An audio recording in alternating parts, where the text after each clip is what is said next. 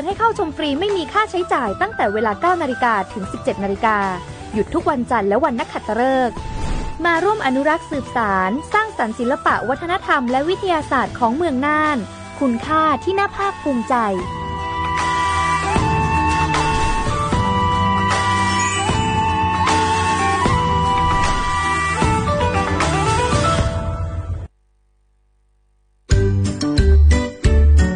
รักชาติไทยใส่ใจโลกนี่คำขวัญวันเด็กปีนี้นี่นา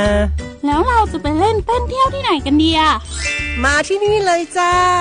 สถานีวิทยุกระจายเสียงแห่งประเทศไทยจังหวัดเชียงใหม่ขอเชิญน้องๆหนูๆร่วมงานวันเด็กแห่งชาติประจำปี 2569 ในวันเสาร์ที่ 11 มกราคม 2569 เวลาตั้งแต่ 8 โมงเช้าจนถึงเที่ยงกิจกรรมตอบคำถามเล่นเกมรุ้นรับของรางวัลมากมายแล้วพบกันนะคะ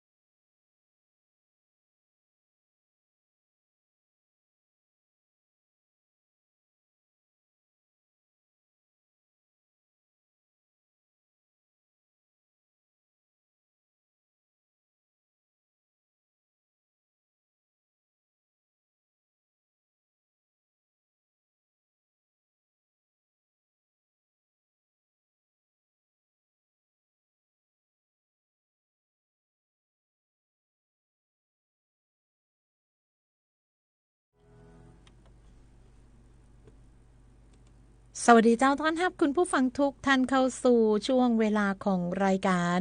รอบเวียงเจียงใหม่เจ้าน้องเก่งวีระอนงดวงทิพย์ทำหน้าที่ดำเนินรายการนะเจ้าอยู่กับคุณผู้ฟังแรงวันจันทร์ถึงวันศุกร์เจ้าหลังเคารพธงชาติในช่วง6 โมงแรงอยู่กับคุณผู้ฟังกันไปจนถึง1 ทุ่มนะเจ้าสถานีวิทยุกระจายเสียงแห่งประเทศไทยจังหวัดเชียงใหม่ FM 93.25 เมกะเฮิรตซ์แล้วก็ FM 98 เมกะเฮิรตซ์ออกอากาศพร้อมกัน2 คลื่นความถี่ในกุแหลงนะเจ้าและวันนี้วันจันทร์เนาะคุณผู้ฟังกุแหลงวันจันทร์เจ้า30 นาทีแรกก็จะเป็นเรื่องราวข่าวสารจากองค์การบริหารส่วนจังหวัดเชียงใหม่นะเจ้าในช่วงอบจ.เชียงใหม่พบประชาชนนะเจ้าก็จะมีข่าวสารที่น่าสนใจหลายๆเรื่องนะเจ้าที่นำมาอู้จากกับคุณผู้ฟังผ่านในช่วงเวลานี้นะเจ้าในช่วงนี้นะเจ้าคุณผู้ฟังก่อนที่จะไปถึงเรื่องราวข่าวสารอื่นๆเนาะคุณผู้ฟังเจ้าน้องเก่งจะเริ่มต้นกันกับการรายงานอากาศจากศูนย์อุตุนิยมวิทยาภาคเหนือกันก่อนนะเจ้าซึ่งในภาคค่ำวันนี้นะเจ้าภาคค่ำวันนี้ตั้งแต่6 โมงแรงวันนี้เป็นต้นไปลักษณะอากาศทั่วไปเจ้าบริเวณความกดอากาศสูงหรือมวลอากาศเย็นที่ปกคลุมประเทศไทยตอนบนเริ่มมีกำลังอ่อนลงในขณะที่ลมตะวันตกเฉียงใต้ขออภัยลมตะวันตกเฉียงเหนือนะเจ้าในระดับบนก็ยังคงพัดปกคลุมประเทศไทยตอนบนเจ้ายะฮือภาคเหนือนั้นยังคงมีอากาศเย็นถึงหนาวสำหรับยอดดอยมีอากาศหนาวถึงหนาวจัดนะเจ้าแล้วก็มีน้ำค้างแข็งบางแห่งขอให้ประชาชนดูแลรักษาสุขภาพเนื่องจากสภาพอากาศที่หนาวเย็นกันไว้โต้ยนะเจ้าเนาะอากาศเกาะเปลี่ยนแปลงเจ้าคุณผู้ฟังต้องดูแลสุขภาพร่างกายกันโต้ยนะเจ้าเป็นเรื่องที่สำคัญเฮาไปที่เรื่องราวข่าวสารจากองค์การบริหารส่วนจังหวัดเชียงใหม่คุณผู้ฟังวันนี้มีหลายๆเรื่องราวข่าวสารจากอบจ.เชียงใหม่เฮาที่จะได้นำมาอุจาประชาสัมพันธ์กันนะเจ้าเรื่องแรกก็จะเป็นเรื่องที่ต่างอบจ.เชียงใหม่นะเจ้าเปิ้นจะประชาสัมพันธ์เนาะประชาสัมพันธ์ถึงเรื่องราวของกิจกรรมดีๆนะเจ้าเปิ้นบอกว่างานดีที่สวนรถไฟเชียงใหม่25 ธันวาคมนี้เจ้าอบจ.เชียงใหม่จวนร่วมงานส่งเสริมการเรียนรู้ตลอดชีวิตสู่ทักษะศตวรรษที่21นะเจ้าซึ่งไฮไลท์ของงานนะเจ้าก็จะมีการแข่งขันวาดภาพเสน่ห์สีสันเชียงใหม่ซอฟต์พาวเวอร์นะเจ้าแข่งวงดนตรีสากลนะเจ้ามันหยดติ๋งนะเจ้าบูธนิทรรศการความรู้นะเจ้าหลายสิ่งหลายอย่างงานนี้มีวันที่25 ธันวาคมวันพักนี้นะเจ้าตั้งแต่เวลา 9 โมงเจ้าถึง 2 ทุ่มที่สวนสาธารณะรถไฟเจ้าเกาะเจิญจวนฮื้อได้ไปแอวไปพอไปร่วมกิจกรรมดีๆตัวกันนะเจ้าสำหรับกิจกรรมดีๆที่สวนรถไฟนะเจ้าเนาะที่หน้าสถานีรถไฟเนาะข้อความจากเพจขององค์การบริหารส่วนจังหวัดเชียงใหม่วันนี้เจ้าคุณผู้ฟังมีหลายๆเรื่องราวข่าวสารบอกว่าจะเป็นเรื่องของการขอแสดงความยินดีกับนักเรียนคนเก่งสังกัดอบจ.เชียงใหม่เจ้าในโอกาสเข้าร่วมการแข่งขันวิ่งรายการเมืองไทยเชียงใหม่มาราธอน 2025 ณ จังหวัดเชียงใหม่เจ้าโดยสามารถคว้ารางวัลอันดับ 3ในประเภทการแข่งขันวิ่งผลัดมาราธอนนะเจ้าระยะทางรวม42 กิโลเมตรนะเจ้าก็ต้องขอแสดงความยินดีเนาะกับเด็กหญิงพัชรีศรีเมตไตรนะเจ้าเด็กชายเบญจวัฒน์จันทงเด็กชายธนโชติเด็กชายชมพูนุชจันตะนะเจ้า ได้รับรางวัลที่3ในการแข่งขันวิ่งผลัดมาราธอนระยะ42กิโลเมตรในงานเมืองไทยเชียงใหม่มาราธอน2025พร้อมกับทุนการศึกษานะเจ้าผู้อำนวยการฝึกซ้อมผู้อำนวยการเสรีปัญญานะเจ้าสำหรับครูผู้ฝึกซ้อมก็คือนางสาวสิริรัตน์ปุกจันทร์นายวัชระเมธกองโกยนางลาวันวังช่วยแล้วก็นายสุวัฒน์วังช่วยก็ต้องขอบคุณแล้วก็ต้องชื่นชมทีมงานทั้งหมดทุกท่านทุกคนนะเจ้าในส่วนของสปิริตแม่อายวิทยาคมเจ้ากวาดตารางกวาดรางวัลระดับจังหวัดนะเจ้าส่งต่อความแกร่งคว้าชัยในการแข่งขันเมืองไทยเชียงใหม่มาราธอน25ตัวเช่นกันนะเจ้าเป็นน้องนักเรียนในสังกัดอบจ.เจียงใหม่เจ้าก็ได้รับรางวัลตึงรางวัลชนะเลิศอันดับ2ทีมผสมระยะทาง42.195 กิโลเมตรนะเจ้านางสาวหไทยรัตน์สามนวลนางสาวคำรินนายตะนะเจ้านายธนโชติจะวะนายแสงลุงหลิงนะเจ้าชนะเลิศอันดับ3เนาะทีมชายล้วนระยะทาง 42.192 นะเจ้า42.195 กิโลเมตรก็คือนายวิบูลย์ลุงกอนายทุนเซละวานนายพระคินยอดมาลานายนัชพลจันตะนะเจ้าโรงเรียนแม่อายวิทยาคมก็ต้องยินดีกับน้องๆทุกคนรวมถึงครูบาอาจารย์ที่ช่วยกันฝึกซ้อมน้องๆนะเจ้าจนได้คว้ารางวัลกันมาและวันนี้เจ้าภารกิจขององค์การบริหารส่วนจังหวัดเชียงใหม่ก็มีหลายๆเรื่องคุณผู้ฟังเจ้าบอกว่าจะเป็นอบจ.เชียงใหม่เสริมสร้างคุณธรรมจริยธรรมยกระดับบุคลากรภาครัฐนะเจ้านายพิชัยเลิศพงษ์อดิศรนายกองค์การบริหารส่วนจังหวัดเชียงใหม่ก็ได้มอบหมายให้นางนุชนาถยุว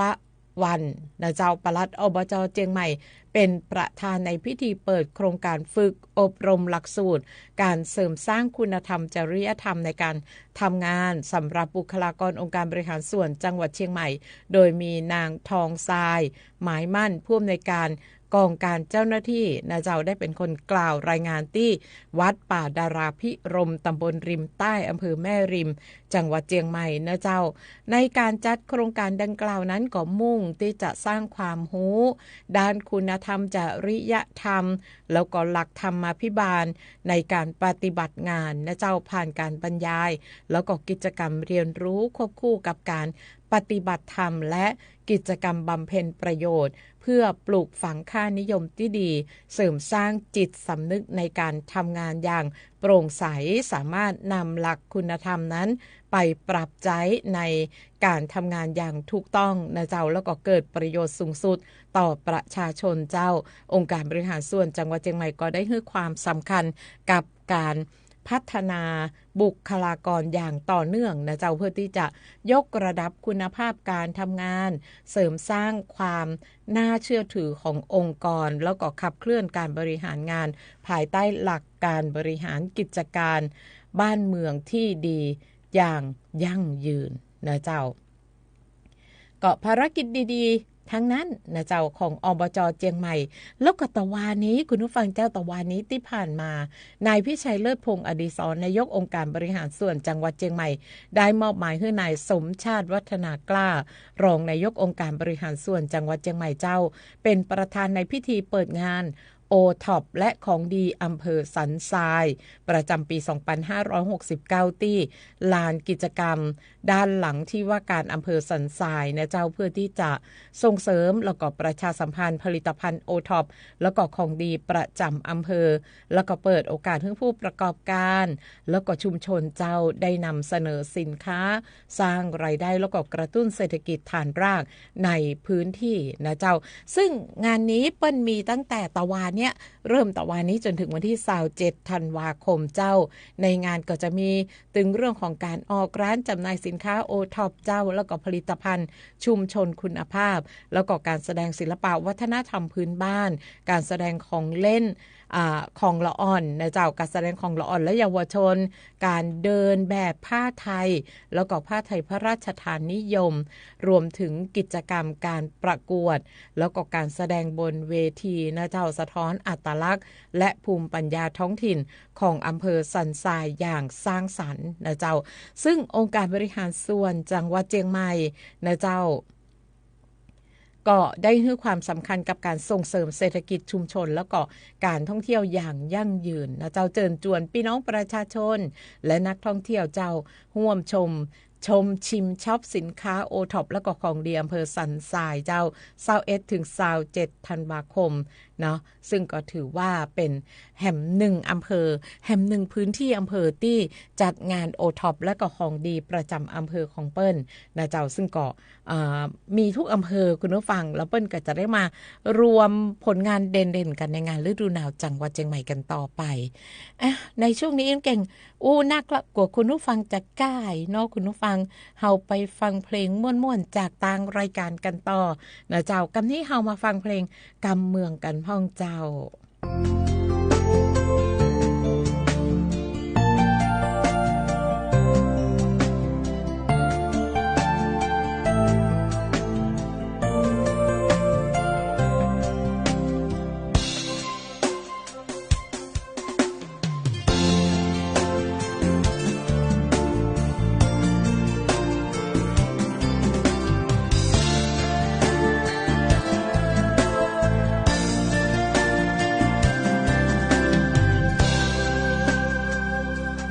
เหงาหัวใจเพราะว่าคนไกลบ่คิดถึงเฮามีแต่เฮาคิดถึงเขาก็ว่าตัวเฮาฮักเขาข้างเดียวตัวอยู่ไกลกันทำให้ใจนั้นมันยิ่งเปล่าเปลี่ยวสมตัวเฮาอยู่คนเดียวบ่เคยจะเลี้ยวจะแลพอภัย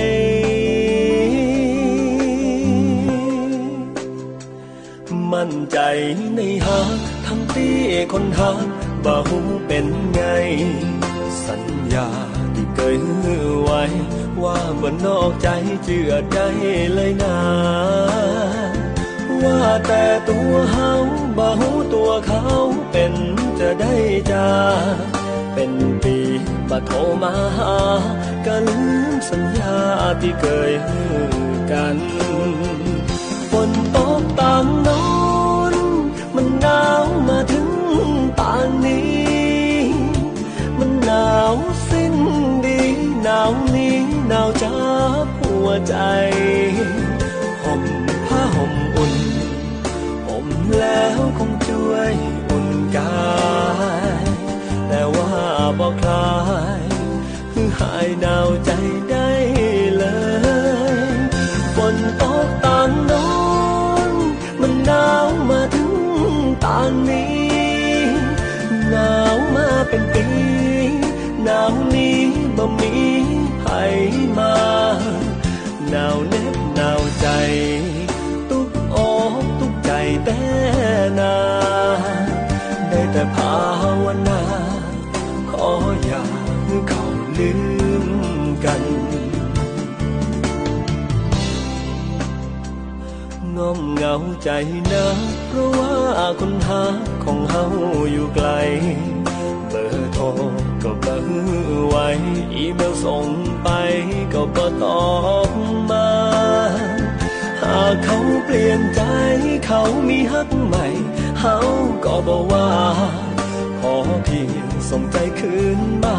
ดีกว่ารอถ้าเป็นพี่บ้าคนเดียวฝนตกต่างโน้นมันหนาวมาถึงตอนนี้มันหนาวสิ้นดีหนาวนี้หนาวจับหัวใจ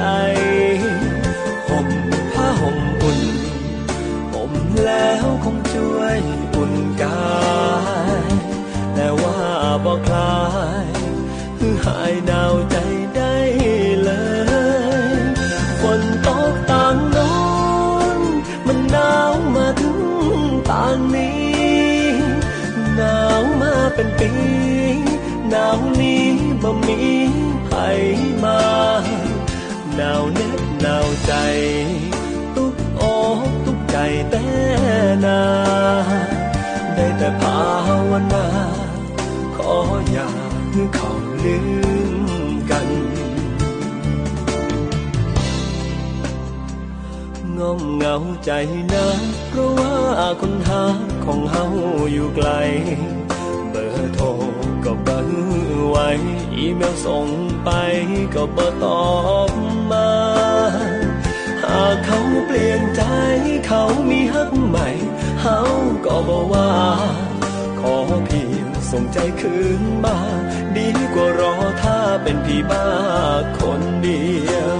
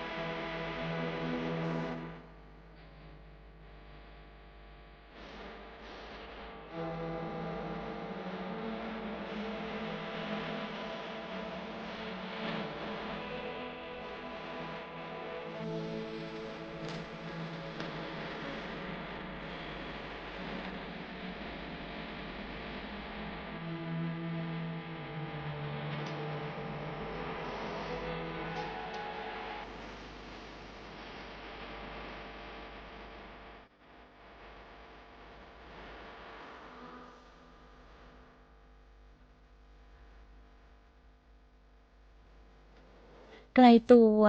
บักไกลใจนะเจ้าบอกว่าจะอยู่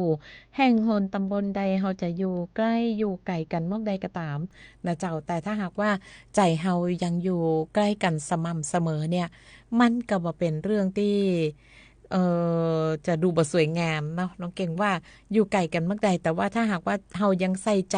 คือกันและกันอยู่เฮายังส่งกำลังใจกันและกันอยู่นั่นคือกำลังใจที่ดีนะเจ้าแล้วก็ยังเป็นความสวยงามของคู่นะเจ้าที่ยังอยู่ด้วยกันเจ้าคุณผู้ฟังเจ้าน้องเก่งยังอยู่ที่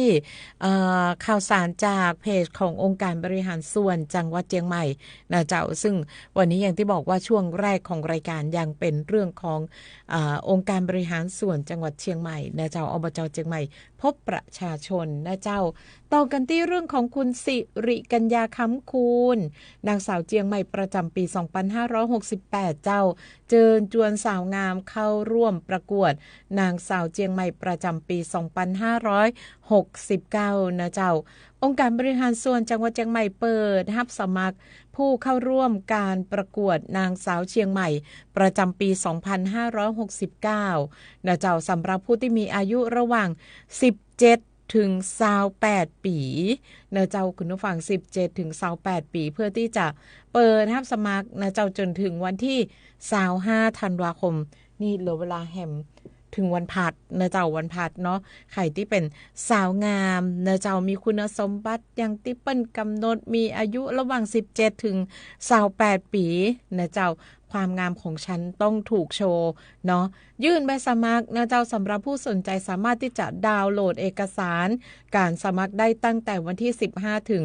25ธันวาคมนะเจ้าผ่านลิงก์การรับสมัครนะเจ้าหรือสแกน QR Code ที่กำหนดและยื่นใบสมัครด้วยตนเองนะเจ้าที่ชั้น3ฝ่ายส่งเสริมการท่องเที่ยวองค์การบริหารส่วนจังหวัดเชียงใหม่นะเจ้าเพราะนั้นสาวงามแมวมองทั้งหลายเจ้าเนาะยังมีโอกาสสมัครได้จนถึงวันที่25ธันวาคมนี้นะเจ้าเนาะเรามีความงามเราต้องได้อวดเราต้องได้โชว์เราต้องมีได้มีโอกาสได้แสดงความสามารถพิเศษของเรานะเจ้ากระทรวงการอุดมศึกษาวิทยาศาสตร์วิจัยและนวัตกรรมเจ้าขอเชิญร่วมงานวันนักประดิษฐ์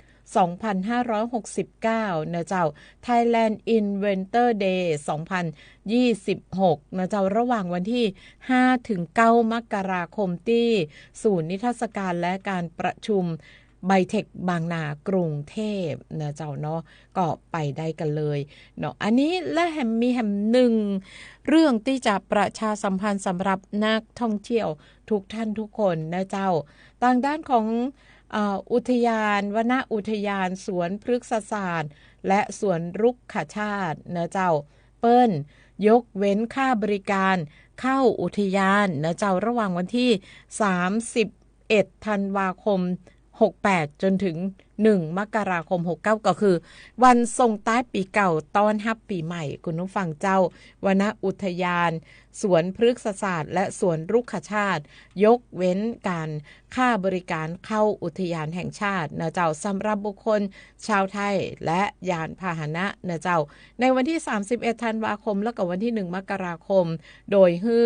อยู่ในความควบคุมดูแลของหัวหน้าอุทยานแห่งชาติวนอุทยานสวนพฤกษศาสตร์และสวนรุกขชาตินะเจ้าเนาะก็ใครจะไปแอลตั้งได้ก็วางแผนกันให้ดีวางแผนไปแอลนะเจ้าเนาะน้องเก่งเชื่อว่าบางท่านเนี่ยจะมีโปรแกรมไปแอลเนี่ยก็จะมีการวางแผนกันเลยออกจากบ้านวันที่นี้วันพุธจะไปที่ไหนวันหือจะไปที่ไหนนะเจ้าเพราะนั้นก็จะเป็นการพักผ่อนท่องเที่ยวที่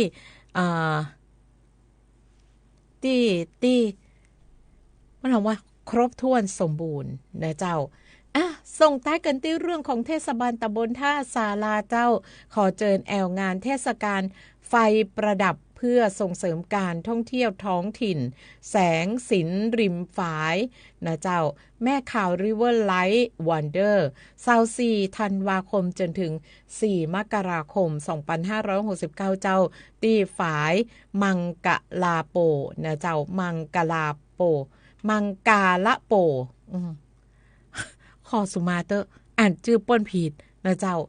มังกาละโปฝายมังกาละโปน้องเก่งกับเกิดไปกำเตือนเนอลำน้ำแม่ขาวหมู่ที่2ตำบลท่าสาราอำเภอเมืองเชียงใหม่เจ้าร่วมสัมผัสกับกิจกรรมส่งเสริมการท่องเที่ยวสร้างสรรค์ที่ถ่ายทอดความงดงามและก็ศักยภาพของพื้นที่ฝายมังกาละโปนะเจ้าผ่านการประดับไฟในบรรยากาศธรรมชาติควบคู่ไปกับกิจกรรมศิลปะวัฒนธรรมแล้วก็วิถีชีวิตชุมชนเจ้าเนาะมีกิจกรรมพิเศษ24ถึง28ธันวาคมเจ้าตั้งแต่4 โมงแรงเป็นต้นไปนะเจ้ากิจกรรมในงานก็จะมีการจวนมาเดินชมแลนด์มาร์คไฟสวยๆริมน้ำแม่ขาวนะเจ้าแล้วก็โซนนิทรรศการทะสถิตในดวงใจตราบนิรันดร์ล่องเรือชมธรรมชาติแม่น้ำแม่ขาวเนอะเจ้าแล้วก็เวิร์กช็อปวิถีชุมชนภูมิปัญญาท้องถิ่นพร้อมกับการมั่วครัวหอมที่หลายคนหลายท่านชื่นชอบสำหรับการมั่วครัวหอมนะเจ้าโดยสามารถชมไฟประดับได้ยาวๆถึง4 มกราคม 2569 เจ้าเชิญชวนทุกท่านร่วมสร้างภาพจำใหม่ให้กับฝ่ายมังกาละโปนะเจ้าให้เป็นแห่มหนึ่งจุดหมายปลายทางที่คุณไม่ควรพลาดนะเจ้าเนาะสอบถามรายละเอียดของงานนี้กันได้เพิ่มเติมที่งานประชาสัมพันธ์สำ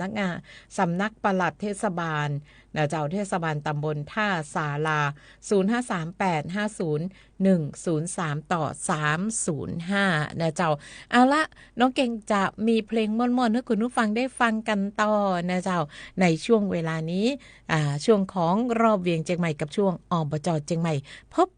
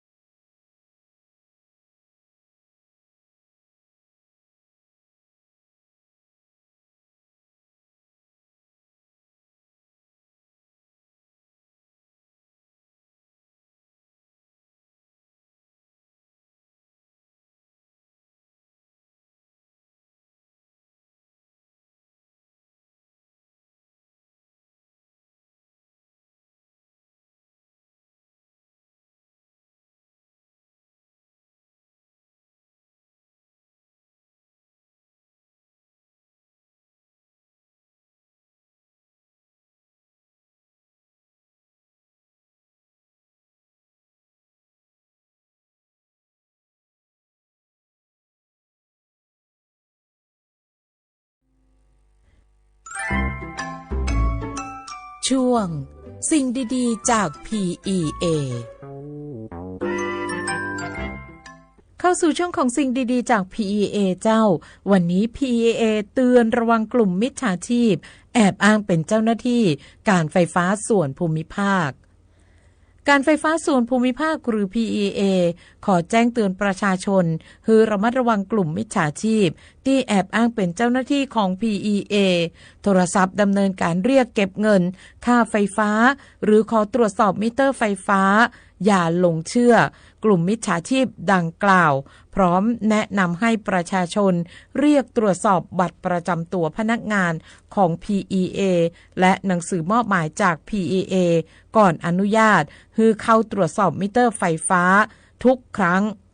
การไฟฟ้าส่วนภูมิภาคจึงขอความร่วมมือประชาชนหากพบเห็นบุคคลต้องสงสัยหรือพบมิจฉาชีพแอบอ้างเป็นเจ้าหน้าที่ของ PEA โปรดแจ้งการไฟฟ้าส่วนภูมิภาคในพื้นที่หรือโทร1129 PEA Contact Center ตลอด24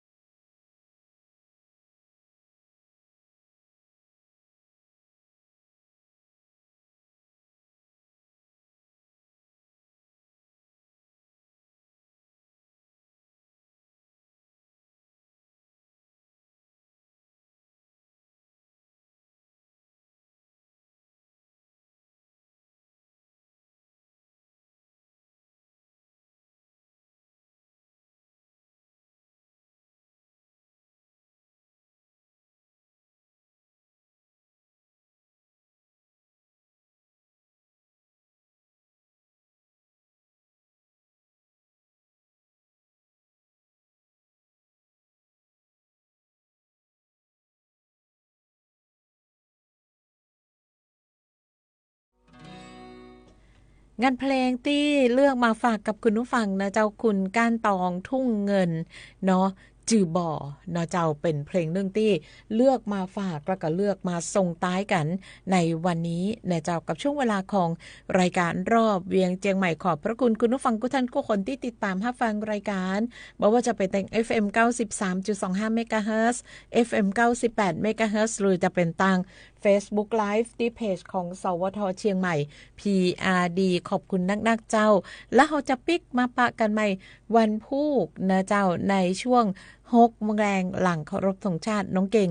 วีระอนงดวงทิพย์ทำหน้าที่ดำเนินรายการวันนี้ลาคุณผู้ฟังไปก่อนสวัสดีเจ้า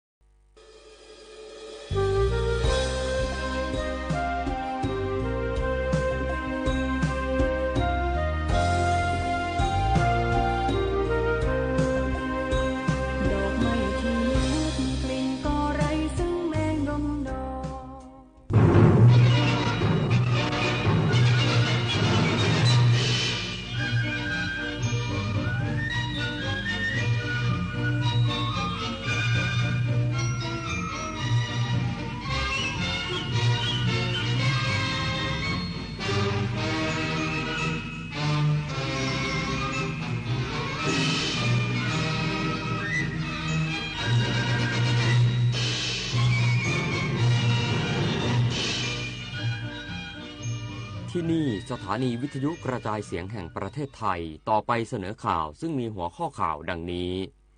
พระบาทสมเด็จพระเจ้าอยู่หัวทรงพระกรุณาโปรดเกล้าโปรดกระหม่อมพระราชทานดอกไม้และตะกร้าสิ่งของแก่กำลังพลที่ได้รับบาดเจ็บจากสถานการณ์ชายแดนไทยกัมพูชา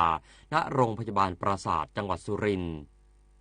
รัฐมนตรีว่าการกระทรวงการต่างประเทศเปิดเผยไทยและกัมพูชาเตรียมหารือแนวทางการหยุดยิงผ่านการประชุมคณะกรรมการชายแดนทั่วไปหรือ GBC ไทยกัมพูชาในวันที่ 24 ธันวาคมนี้นายกรัฐมนตรีออสเตรเลียแสดงความขอโทษชุมชนชาวยิวต่อเหตุกราดยิงที่ชายหาดบอนไดในนครซิดนีย์ของออสเตรเลียต่อไปเป็นรายละเอียดของข่าวพระบาทสมเด็จพระเจ้าอยู่หัวทรงพระกรุณาโปรดเกล้าโปรดกระหม่อมพระราชทานดอกไม้และตะกร้าสิ่งของแก่กำลังพลที่ได้รับบาดเจ็บจากสถานการณ์ชายแดนไทยกัมพูชาณโรงพยาบาลปราสาทจังหวัดสุรินทร์วันนี้พระบาทสมเด็จพระเจ้าอยู่หัวทรงพระกรุณาโปรดเกล้าโปรดกระหม่อมให้นายจำเริญแหวนเพชรผู้ว่าราชการจังหวัดสุรินทร์เชิญดอกไม้และตะกร้าสิ่งของพระราชทานของพระบาทสมเด็จพระเจ้าอยู่หัวและสมเด็จพระนางเจ้าพระบรมราชินีไปมอบแก่10 เอกดำรงเดชพุทธศรี10 เอกบุญโชคจาดจร10 เอกจักรพันธ์กระจ่างใจพลทหารเทวันแผ่นพัฒน์อาสาสมัครทหารพรานมงคลประคองใจและอาสาสมัครทหารพรานพรานทองดินจันทร์กำลังพลที่ได้รับบาดเจ็บจากสถานการณ์ชายแดนไทยกัมพูชาและเข้ารับการรักษาพยาบาลณโรงพยาบาลปราสาทอำเภอปราสาทจังหวัดสุรินทร์ในการนี้ทรงรับกำลังพลทั้งหมดไว้เป็นคนไข้ในพระบรมราชานุเคราะห์การได้รับพระราชทานพระมหากรุณาธิคุณในครั้งนี้ยังความปลื้มปิติและสำนึกในพระมหากรุณาธิคุณแก่กำลังพลอย่างหาที่สุดมิได้สถานการณ์ชาย